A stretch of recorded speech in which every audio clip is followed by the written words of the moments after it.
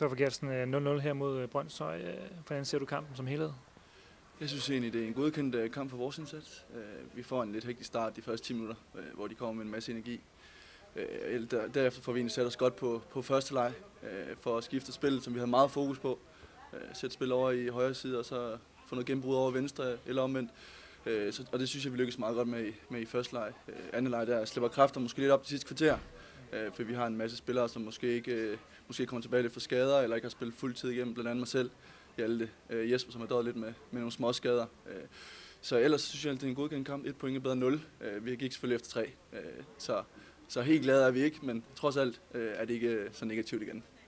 Ja, og du nævner selv det der med, at du lige kom tilbage fra skade. Hvordan har din krop det nu? Den er meget træt. Jeg har døjet meget med trælår, som har bredt sig over mit ben. Jeg mærker ikke så meget til skaden. Det er mere luften. Så det er dejligt med nogle meter i benene, som giver rigtig meget. Så på det punkt der er jeg meget tilfreds. Jeg synes egentlig, det holder godt igennem. Jeg kan godt mærke, at sidste kvarter havde jeg ikke så meget overskud, men alligevel slipper jeg personligt godt igennem det, synes jeg.